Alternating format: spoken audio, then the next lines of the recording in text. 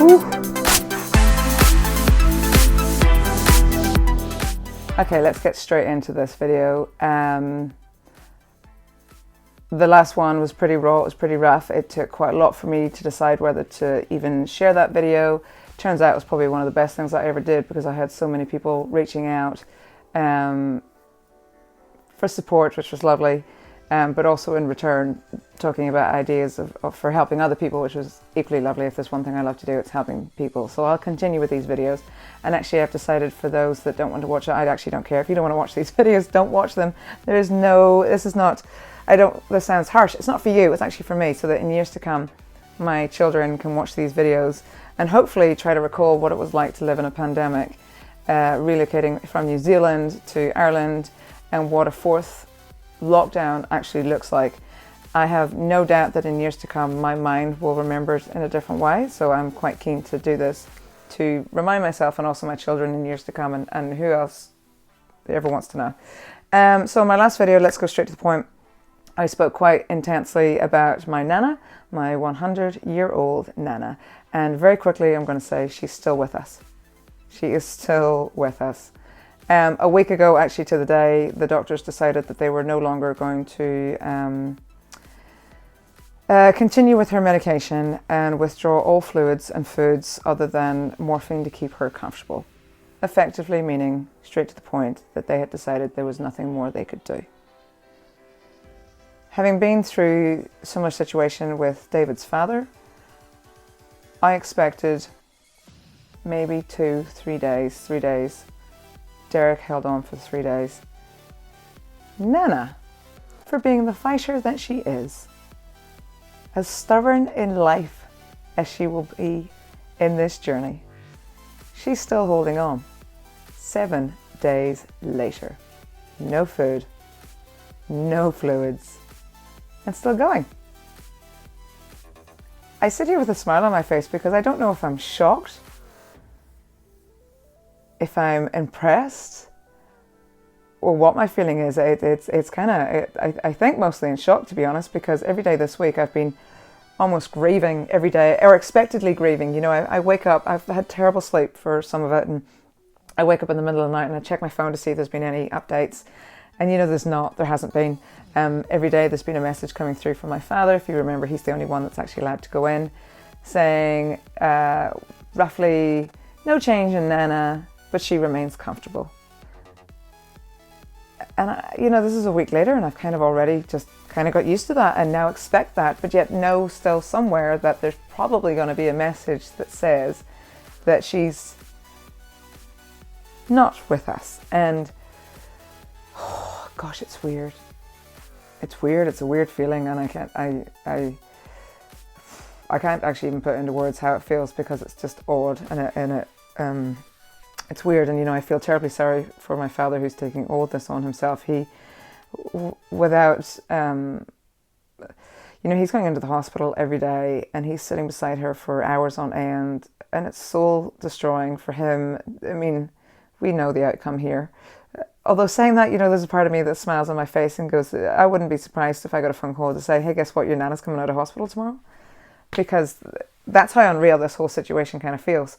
But she's a trooper. I mean, gosh, a week later. And I can't believe it. But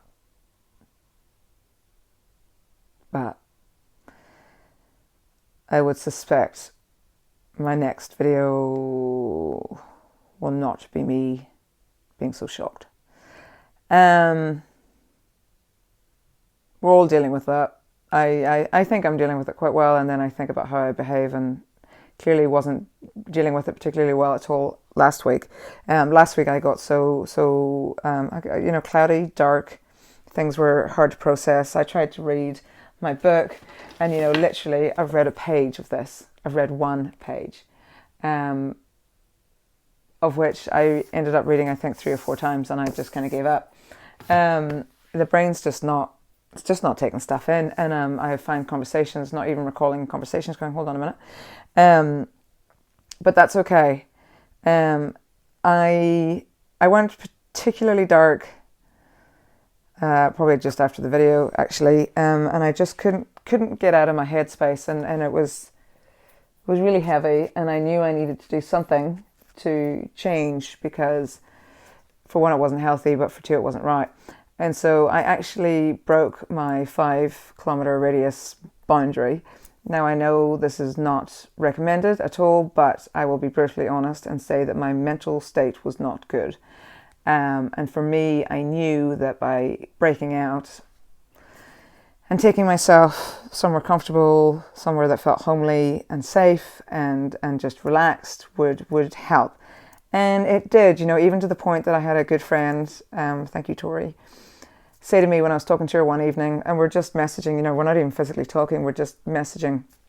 We were talking about all sorts of bits and pieces and potential future plans. And anyway, she sort of said to me at the end of the night, you're even texting happier, which I thought, crikey, if somebody can pick up how much happier you are a couple of days later by doing something that may be perceived as being really selfish and taking advantage of a situation, but actually it was the best thing I did, because having now come back and I'm back in my space and I haven't gone out since, and I didn't even see anybody when I broke out of my curfew. I mean, my parents are in Derry at the minute, and so I was very fortunate to be down at their beach house, and I literally saw nobody. Hannah and I walked the scenic route. We didn't see anybody. We walked the beach, still didn't see anybody. There's nobody around. It was bitterly cold. Rained the whole time. It was fairly miserable, but actually it was so uplifting, almost spiritual. I didn't do any yoga. I did very minimal walking. We did a lot of eating. I did a wee bit of drinking. It was really nice. And I've come back, and I feel like I've come back and I'm ready, I'm ready.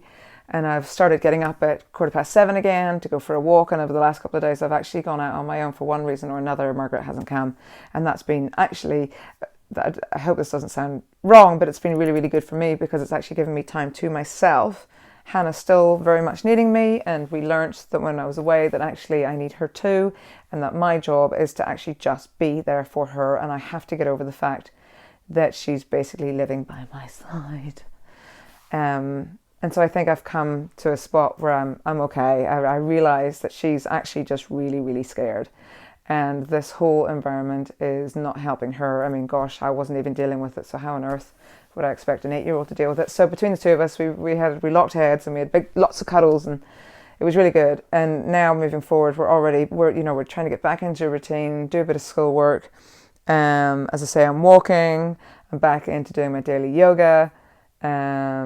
Today was a good one, because today I was home. I'd had my breakfast. I came downstairs, I did my yoga, and today's yoga was really good. It was a lot of relaxing and just general gentle stretching, and I can touch my toes. Oh, I need to say that. I can touch my toes after 27 days of doing this yoga, and I have to say it's definitely stretching places that have not been stretched. My hips and my back, my goodness, I've never felt so free.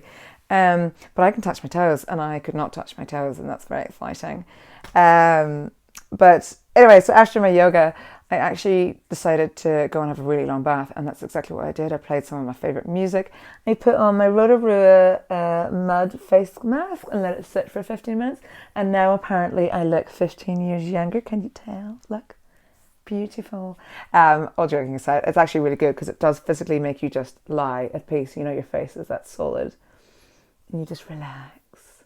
It's very peaceful, and it was lovely. And then I peeled it off. I might show you a video of peeling this face mask. It is so satisfying. You can physically feel it coming off. It's wonderful. Highly recommend it. And it kind of made me go into little deep thoughts of life that we had in New Zealand, and have we made the right choice, and have we done this, and gosh, it's hard, and la la la la la, and then kind of came to the conclusion that, what, life is always about challenges, and I believe, and I always have said this, and I should choose to stick by this, that what is meant for me will not pass. If this is merely a challenge and we are not meant to be here, then something will take us away from here. But for now, what's meant for us is to be here right now. And I have to learn to embrace it instead of rejecting it, and be thankful for what we've got and where we are. because this could be a damn sight worse than what it is. So other than having a cold sore, I don't know if you can see it, probably don't really want to share it, to be fair, which is a sign for me that I'm under a lot of emotional stress. I haven't had one of those for a long time, but yeah, apart from the cold sore, I'm feeling a lot happier today. It's a bit of a roller coaster, isn't it? Gosh, the next post, we all know what the next post is likely to bring. Well, I said that last week, and look where we are this week. So I guess that's the point of my story. I have no idea. We're taking it a day at a time.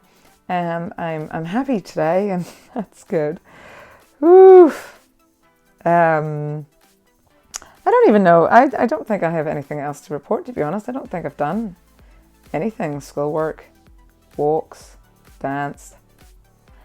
Haven't bought any more bed sheets, promise. Although I'm tempted. Yeah, house plans are no further along because, of course, nobody's doing anything fast, and that's fine. And life carries on for another day. So maybe now that I'm happy, maybe I can start pushing forward and trying to get through this little lump that I'm in, mump, whatever. You know, they say the 6th of March is when we'll start changing our restrictions. It's not far away. And the days do seem to go fast. So we'll cross fingers again that the next time I do a video, I'll still be in a relatively good mood. God bless my husband. Bye, guys.